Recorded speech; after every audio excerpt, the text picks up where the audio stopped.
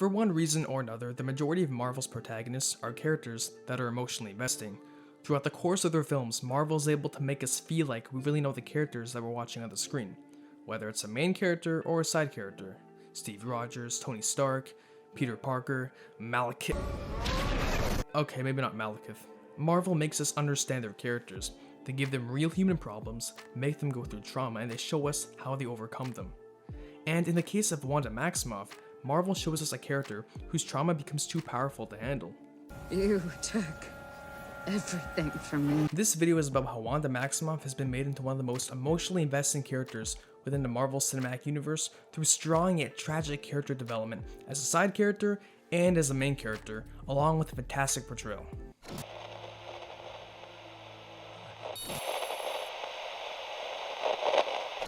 Starting with Avengers Age of Ultron and continuing with Captain America Civil War, Avengers Infinity War, and Avengers Endgame, and each appearance Wanda has had before WandaVision, her story has related to the main plot in one way or another. But we also get to see her personally develop and grow in the films. After a brief cameo at the end of Captain America the Winter Soldier, Avengers Age of Ultron is when we get fully introduced to Wanda. She, along with her twin brother Pietro, were orphaned at 10 years old in Sokovia when a missile manufactured by Stark Tech hit their apartment building, murdering their parents. But in WandaVision, it's revealed that Wanda was able to save herself and Pietro by altering reality in her favor using a probability hex. They both volunteered for Strucker's experiments at Hydra to protect their country, and this is where they're able to completely unlock their powers with the help of the Mind Stone. Wanda unlocking her magic abilities and Pietro unlocking his super speed. At this point in the MCU, we've come to understand how Tony Stark's manufacturing of weapons has affected people. Wanda and Pietro show what happens when the people affected by the manufacturing of these weapons get powers. We understand where these characters are coming from. We're able to sympathize with them because of their relationship as siblings, along with the grief that they're experiencing from losing their parents. This humanizes them. Wanda and Pietro would join forces with Ultron based on the common ground: the Avengers are bringers of chaos and destruction. Wanda believes the lie that the Avengers are the enemies, and she chooses to side with Ultron to destroy them. Wanda teaming up with Ultron due to the tragedy and destruction that they both witnessed, and the belief that the Avengers are bringers of destruction, makes Wanda integral to the film, as she is helping the main antagonist cause conflict for the Avengers. However, Wanda and Pietro eventually find out about Ultron's plan to destroy humanity, and this makes them realize that he is the real threat. So they side with the Avengers. But Pietro dies in the final battle against Ultron. You didn't see that coming. And we see how this destroys Wanda. However, after the final battle, she becomes an official Avenger to help stop further threats. Although she's now lost her brother and her parents, she's now in a place where she can prevent these types of tragedies from happening. She grows into a better version of herself, and the ending for her character in the film shows that there is hope for humanity even after chaos and destruction, despite what Ultron thought. Now let's flash forward to Captain America Civil War. She's on a mission with the Avengers and Lagos, when Crossbones is about to self-destruct and cause an explosion. She uses her magic to isolate Crossbones, and she tries to levitate him to a place in the sky where he can explode without killing anyone. Unfortunately, she ends up colliding him against a building full of people, killing them. The tragedies that Wanda causes in Lagos cause the Sokovia Accords to be introduced, which means that the Avengers will no longer function as a private operation. This splits up the team into two sides: the side led by Tony Stark, that is for the Sokovia Accords, and a side led by Steve Rogers that is against them. We see Wanda and Steve have a heart-to-heart after what happens in Lagos. We try to save as many people as we can. Sometimes it doesn't mean everybody. But if we can't find a way to live with that, next time, maybe nobody gets saved. This eventually leads to her joining Steve's side. In addition to this, Tony Stark ordering Vision to keep Wanda from leaving Avengers HQ shows her that she's being treated as a threat and as a dangerous weapon. It becomes clear to her which side sees her as a weapon and which side doesn't. Her joining Team Cap also pits her up against Vision, who we see earlier in the film that him and Wanda start to form a relationship. They bond from the fact that they both have components to them that they don't fully understand. And Vision doesn't see Wanda as a threat despite what happened in Lagos. He sees the good in her and he wants everyone else to see that too. And what do you want? For people to see you as I do. By causing the Sokovia Accords to be introduced, Wanda essentially kickstarts the main events of the film. Her actions in Lagos give merit to the Sokovia Accords and Team Iron Man in general. They're a really good example of all the destruction that the Avengers have been causing all of this time. And it shows how even though the Avengers have good intentions and they mean well, their actions can lead to a lot of people getting hurt. And her joining Team Cap and going against Vision is an example of how relationships are torn apart in the movie due to people fighting for what they believe in, which is a prominent theme in the film. Just take the friendship of Steve Rogers and Tony Stark. Tony feels betrayed by Steve after he finds out that he knew Bucky was responsible for killing his parents. Now, let's jump into Avengers Infinity War. At the beginning of the film, Thanos is on a rampaging quest to collect all of the Infinity Stones to wipe out half of the universe. Well, not just at the beginning of the film, that's his entire goal in the movie, and he succeeds. Wanda is on the run in Scotland after she, along with the rest of Team Cap, were arrested at the end of Civil War.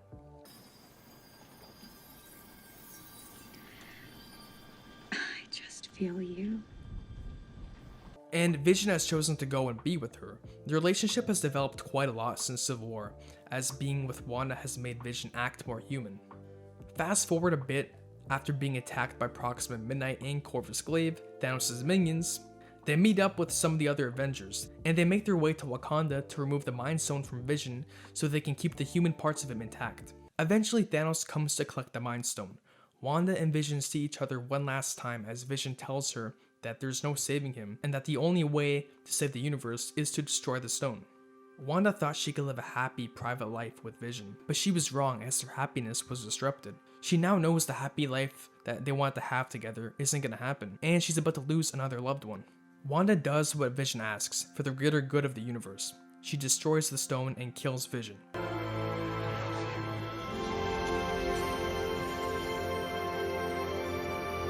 And afterwards, Wanda is also destroyed.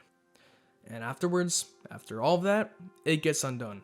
Thanos uses the Time Stone to rewind time so he can collect the Mind Stone.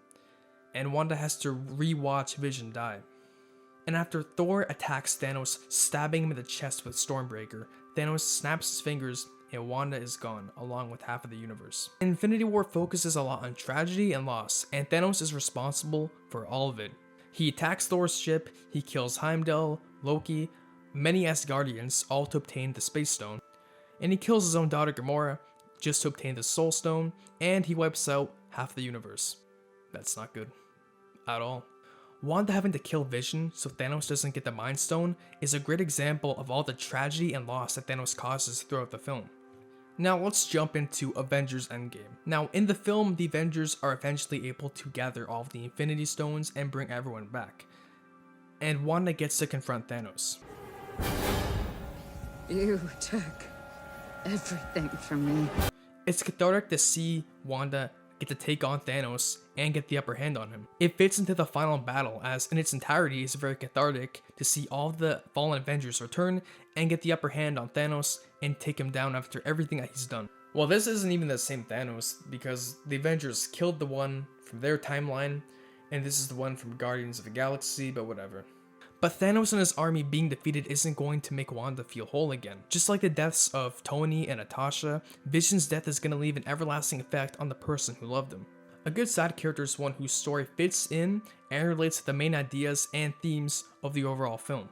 But also a character whose story doesn't take up too much of the film. It's also a character whose story is very consistent throughout all their appearances, so we can see them grow and understand them. Marvel has done a really good job at developing Wanda's character in each subsequent appearance that she's had. Her story has not only been very entertaining, but also very emotional as she consistently deals with loss and tragedy. And now in WandaVision we get to see her story continue, but now in full length, as she's now the protagonist. Well, antagonist. Well, both.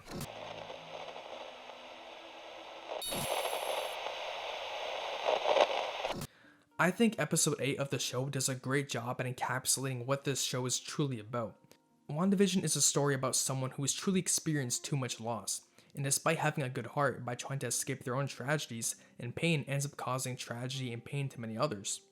We've seen this character progressively lose so much and go through so much. In episode 8 we get to see her relive some very traumatic experiences in her life. The death of her parents and the time she got experimented on at Hydra. And how does she cope with the loss of her family?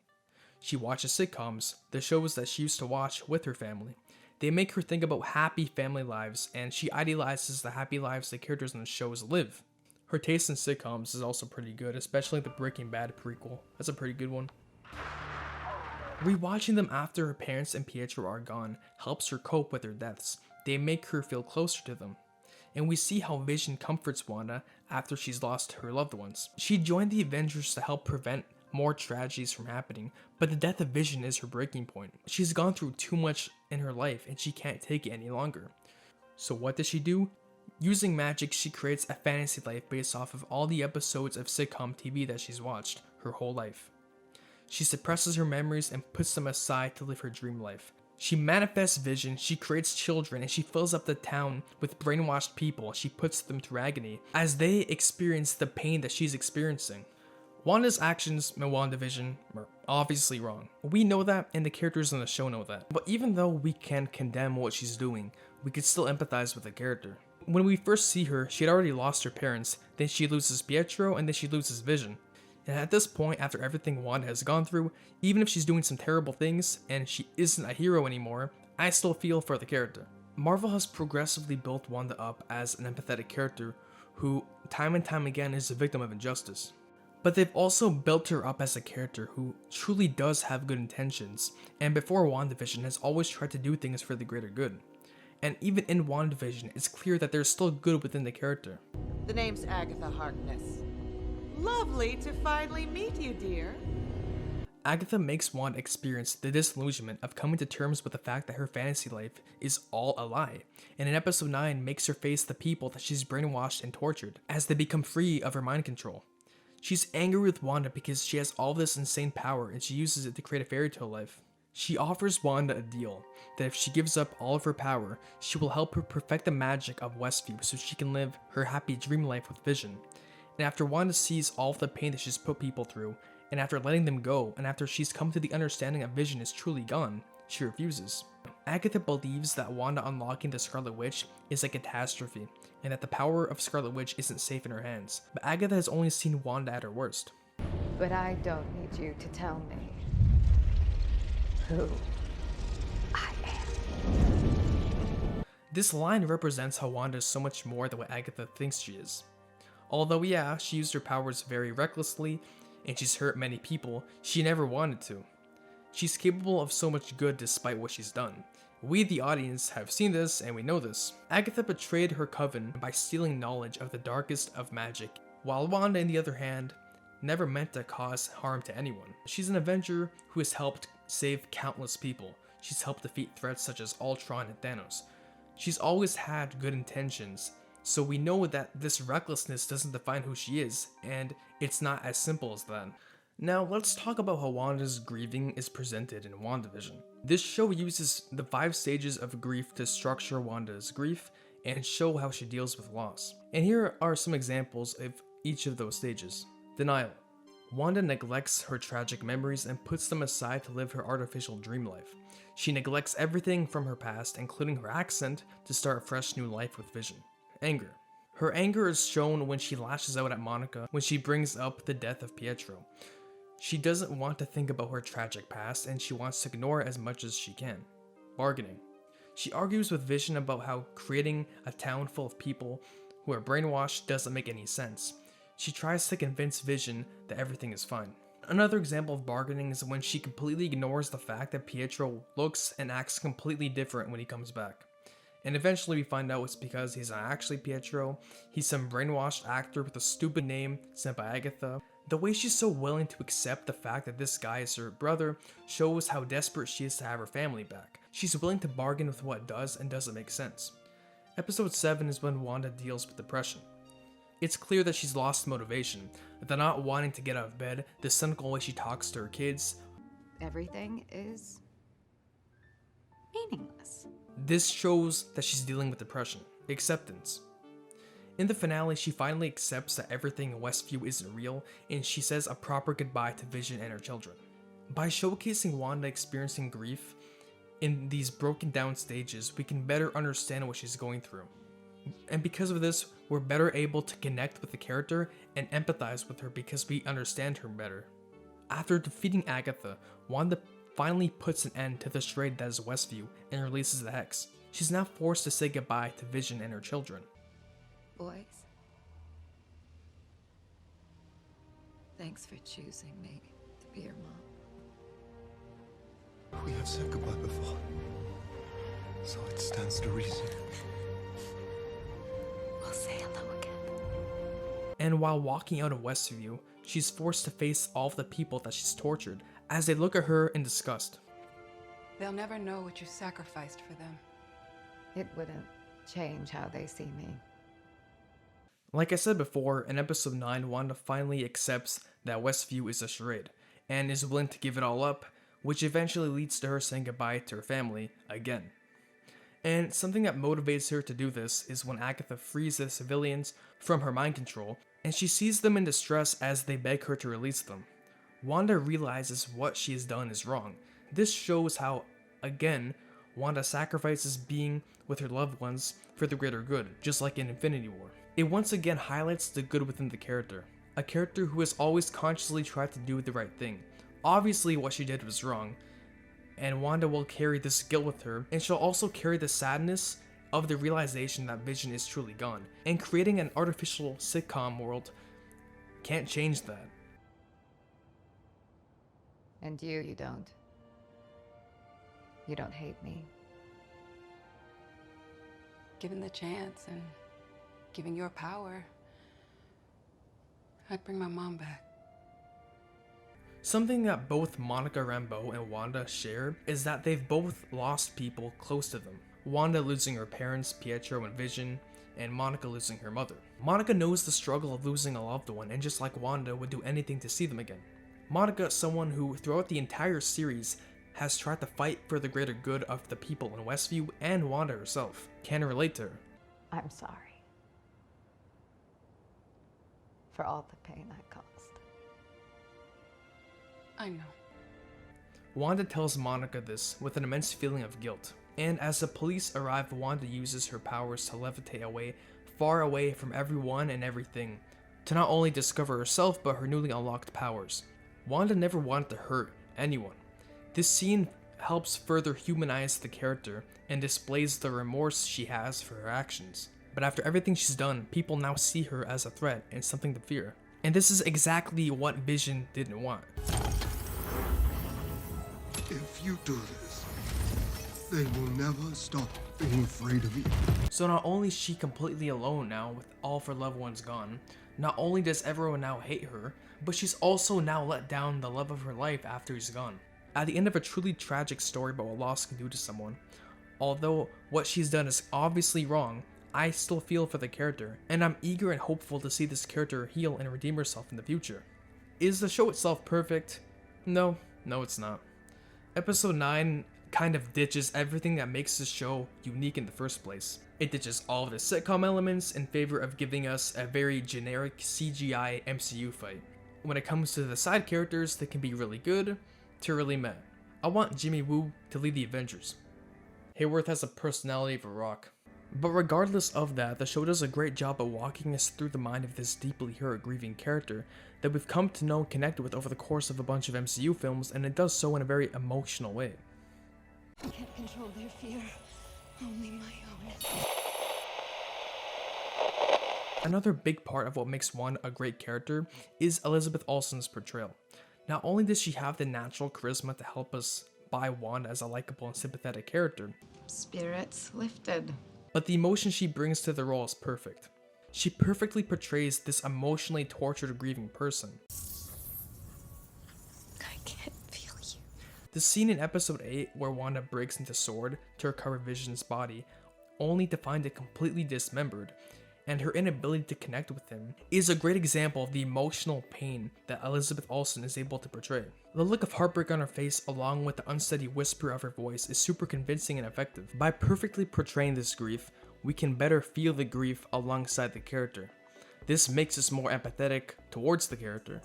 Elizabeth Olsen is also able to help immerse the viewers into the sitcom parts of WandaVision. Well, I know the apron is a bit much, dear, but I am doing my best to blend in. Every episode she's able to capture the energy and likeness of the character's periodic sitcom setting, and her speaking patterns and inflections are perfect. Her performance makes the episodes feel like authentic episodes of TV from the eras they're taking inspiration from. No matter the appearance, Elizabeth Olsen is always able to give a captivating performance in one way or another that is not only entertaining, but also helps immerse the viewers. Wanda Maximoff has been shown to be one of the Marvel Cinematic Universe's most empathetic characters. They built her up as a character with a good heart, with real human problems, and gave her a story that is entertaining and tragic, but also a story that has consistently tied into all the films that she's appeared in. All leading to WandaVision, which acts as the character's emotional breaking point, where she gets further developed and we see her get a very personal story about what loss can do to someone. All of that topped off with great performances by Elizabeth Olsen, and Wanda Maximoff has been shown to be a marvelous character within the Marvel Cinematic Universe. Thank you so much for getting to the end of this video. I'm definitely going to be making a lot more video essays in the future, but I'm also going to be making a lot of recast and fan cast videos. So if you want to see those, make sure to drop a like, subscribe, and I'll see you in the next one.